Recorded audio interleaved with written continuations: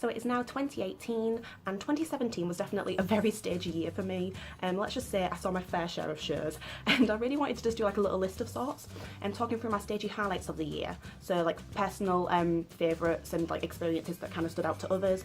Quite a lot of things happened, like I went to anniversaries of shows, went to closing nights of shows, things like that really. So I've put together a little list and I'm going to talk through them all. So the first one I have to mention, which is actually the first show I saw in 2017, and that is In the Heights. And oh my god, I was such a big fan of In the Heights, and I made it like my purpose to make sure I got to the final performance. So I ended up booking that with some friends and everything. Actually it ended up being my friends I went to Disneyland Paris with, so it was like a real good chance for us to all meet up beforehand. But yeah, I actually made a little scrapbook. I attempted to make a scrapbook of all my theatre trips for the year, but let's just say I kind of saw shows too quick for me to make the scrapbook page for them. But we started off well, so we have one for In the Heights. So we have to tick it there. So it was January 8th, a Sunday night performance, and oh my god, it was so emotional. Like basically, if you were a fan of In the Heights in London, you kind of knew everybody. Like it sadly didn't get the attention it deserved, I feel, in the West End. So therefore all the fans did kind of know of each other, or at least recognise each other from Twitter. So I actually knew so many people there. I bumped into my friend Eva, who I had no idea was going, as I was walking down to the theatre. I also got to finally meet up with Willie, who runs the M-Task group on Facebook, which I'm sure you've heard of. I've known her for a while, but only got to meet her that day. So yeah, it was real nice to kind of see people in the audience that you recognised. I think I was sat next to someone as well, actually, who I recognised from Twitter. But it was an emotional night. Like, oh my god, like I had to fight to get that ticket. And of course, if you don't know already, Lin-Manuel Miranda himself surprised the audience that night, and I have never reacted that way. Like, they were full on tears and screaming. Like, it was because he had already surprised the audience a previous time. I think it was a few months beforehand, at the London production, and people were kind of thinking in our, like, you know, you kind of think in your heads like, oh, they maybe going to appear. But that night he tweeted something about watching, was it the Oscars? It couldn't have been the Oscars in January. For some reason I'm thinking of the Oscars, but it was some sort of like an award show on TV, and he tweeted that he was watching it. So we was like, you know, obviously he's not going to be here, because I think we already knew at the time he was in London, so it was possible. But anyway, we kind of saw that and thought, you know, whatever, you know, it's not going to happen, that's fine.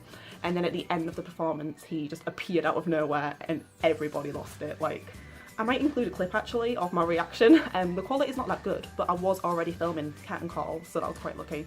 So just an announcement, maybe if you're wearing earphones, turn the volume down because they're screaming. There's someone here tonight that should be at the Golden Globes. Ladies and gentlemen, I can't believe I'm doing this. Lin-Manuel to the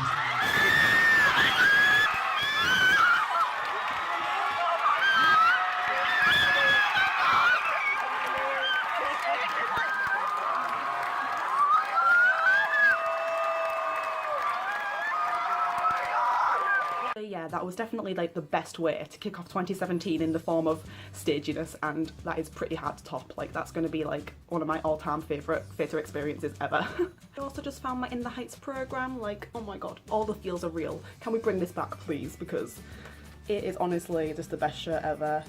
At least I can see half the cast now in Hamilton. My next stagey highlight was also in January, and I say highlight, but it was more heartbreaking. But it was Rachel Tucker's final performance in Wicked, and it was an emotional month, January, let's put it that way. Basically, Rachel Tucker's my all-time favourite musical actress, my first Elphaba back in 2010, and I went a bit crazy and saw it a few times, let's just say, when she returned to the West End. And I actually saw her final two-show day. So I saw the matinee and the evening on January 28th or 29th? I'm gonna have to look. 28th. January 28th. And it was, once again, a place where I knew a lot of people. I went with my friends, actually. I kind of conveniently timed the trip, so they weren't really understanding my pain. But all my other mutual friends were also there. So yeah, I met up with my friends Izzy and Dan and saw a lot of familiar faces in the audience once again, which honestly is so lovely. Like, when you get to go see a show and you know that there's people there that understand it like you do, like feel the same connection and all that, that's always really nice. So yeah, I cried that night as well, and I got like an amazing stage door experience as well, because we got a photo with Susie and then Rachel photobombed us, and it was like the best moment. But I vlogged that day as well, as always, so I'll put a link up above. But that was honestly like a heartbreaking but definitely a highlight of the year for me. Next production that I absolutely fell in love with was the UK tour of Rent, which I technically saw for the first time in December 2016 whilst it did its West End run in the St James Theatre, which is now the Upper Palace, but whatever. And yeah, basically don't fall in love with a production that's going on tour, guys, because you will go to crazy places to go see it. Like, I went to Nottingham to go see Rent, and they ended up, it's a long story, but I ended up getting in a stranger's car that day because the bus broke down, and yeah, it was eventful. Once again, I tell all that in a vlog, so I'll put that above. But yeah, I loved it. Like, it was my, when I went to go see it in Nottingham, it was my final time seeing the show, and I also saw it whilst it went to York. I just followed it around the country basically. I became obsessed with Rent quite a few years ago now, and at the time there was no UK production or anything. So when this was announced, I like freaked out. Like, I booked it like half a year in advance.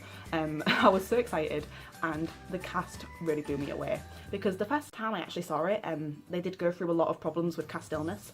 I just remembered actually I did a full-on video reviewing the UK tour of Rent, oh my god. But yeah, basically there was lots of cast illness and stuff, and even though they had like loads of understudies on and struggled to get enough cast to put on a performance, it still blew me away. Like, I fell in love with every single character, every single portrayal. It was honestly an experience, and Lacey Williams as Angel is like, he's queen. So yeah, I fell in love with this production, and it was definitely a highlight for me. Next up on the list is what I personally think should be any West End fan's highlight of the year, and that is West End Live. And oh my god, like, I just love it so much. Like, it's basically a free concert of musical theatre. Like, who wouldn't want to go to that? So basically every year, as soon as the dates are announced for West End Live, I book my hotel and my time off work, and I'm ready. And this year was amazing. Like, it's just, especially when like you actually get an attachment to all the shows and you get to see your favourite performers perform. And also I got to meet up with so many friends, as always. So I got to spend a day with Meg, Izzy, Yasmin. The next day I actually got to meet up with my friend Holly for the first time, which was interesting because we already knew of each other from Twitter, but we were talking in the West End Live queue for like over an hour, and I was looking at her thinking, that's Holly, I know it is, and I was looking at her Twitter profile like, that's her, we've talked about Kerry Ellis before. And eventually I just said to her like, you know, it's Carrie, you know, you're Holly from Twitter, aren't you? And she was like, oh my god, like, she didn't even realise after talking for an hour. So that was quite hilarious, but I had the best day. I get there on average about 7 AM in the morning and wait for my space, and I'm happy. I get my freebies, I get my programme, and I'm ready. So that was definitely a highlight for me. Another highlight for me this year was definitely just the show in general, 42nd Street, which I had my eye on for quite a while because I do like my old school musicals, and when I looked at all the new ones coming, I saw like, you know, An American in Paris and 42nd Street, and it was 42nd Street that caught my eye, but it took me a while to get around to seeing it, and it was my friend Meg who actually fell in love with it and like said, Carrie, you've got to go see it, you'll love it. Because actually the West End Live performance didn't really catch my eye, because they were in costume and they couldn't do proper tap or anything, so it kind of didn't give off the effect that I think the show has. So I went there to go see it, very excited, and my jaw literally was just dropping open throughout the full show. So yeah, I ended up seeing 42nd Street, I believe 4 times this year. Well, last year. And it definitely was one of my favourites, and I want to go back as soon as possible. I'm not sure when I'm going to fit it in, but it will happen. I was actually really lucky as well in 2017 because I got to go backstage at 2 different West End shows, and both were really expected. Like, the first one was actually at an event called Theatrecraft, and this is an event that's free, and I believe it's for I want to say 16 to 25-year-olds, and it's about doing workshops about working backstage at theatre as opposed to on the stage. So it's something I really have an interest in, and me and my friend Izzy decided quite last minute to go. And when reading up on the workshops, one of them was a backstage, well, I think it's kind of a behind the scenes look at the costumes at Mamma Mia, and I was like, yes, sign me up. So we got onto that one. First, when we got to the theatre, they sat us down just in the general seating in front of the stage. So I thought maybe, oh, we'll have like a costume expert on stage and they'll kind of maybe roll on some costumes and that sort of thing. That's what I imagined. But before we knew it, we were being led behind the scenes, backstage, over the stage, seeing all the props, seeing all the costumes and looking at them on the racks. And I didn't expect that. I was like just kind of stood there like, like in amazement, like, oh my god, I'm next to all the costumes. I wish I'd filmed the day, to be honest, as well. Like, I wouldn't have been able to film backstage, but I wish I had actually like vlogged the day and kind of talked through the experience more. But yeah, definitely recommend that. And the second backstage experience was also very unexpected, and it was at 42nd Street, and it was the time I went on my own, and basically my mum actually is old friends with a member of the cast, and I'd spoken to him at stage door a few times, and this time when he saw me, he obviously took note that I was on my own, and he knows a lot of people. Like, every time I've seen him at stage door, he's talked to like loads of people like who he knows. And there was another family that he was friends of, or mutual friends of, and he was taking them backstage, and he asked me, did you get the tour last time? And I was like, no. And he was like, well, you know, want to come backstage? And I was like, yeah.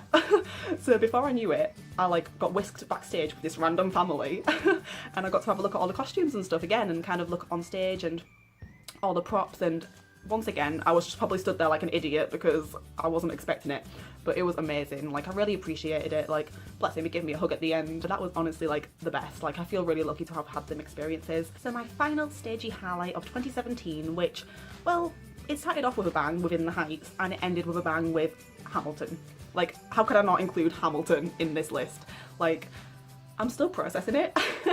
I want to go again ASAP, but I don't know what the easiest way is really to get my tickets again. I'm not sure if I'm just gonna kind of take my risk on the lottery every time I'm in London, or just, you know, pay quite a bit in advance to get a good seat, but I'm gonna look into it ASAP. I already made a big video ranting about Hamilton, about how much I loved it, and I'll put that in the description.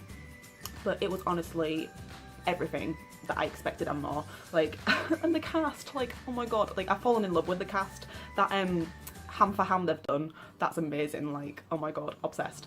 And they were also nice at stage door. Quite a few of them liked my tweets when I tweeted them about the show. Like, you can just tell that they're with the hype. Like, they understand how exciting it is that they're in the show, and they're in that honeymoon period, and they just love it. And especially Cleve, his Instagram account like gives me life.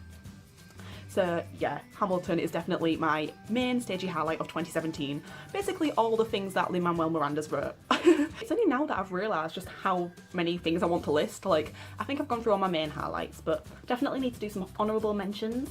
One of those is definitely Rachel Tucker's On the Road tour, which, oh my god, like, I'm gonna miss it so much. I went to quite a few venues of that tour.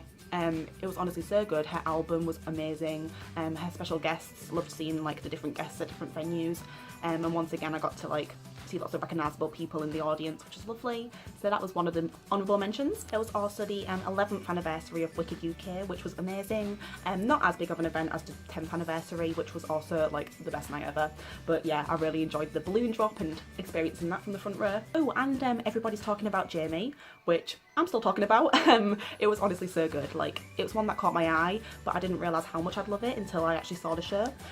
So that was definitely one I recommend. So that's basically it for my stagey highlights of 2017, and it is going to be a hard year to top, but trust me, I accept a challenge. I will try and make 2018 even better. I have actually vlogged basically all of the things I've listed in this video, at least a majority, so I will link them all below if you are interested. But I would actually love to hear about your stagey highlights of 2017, so it'd be lovely if you commented with those below. And as always, thank you so much for watching, and bye for now.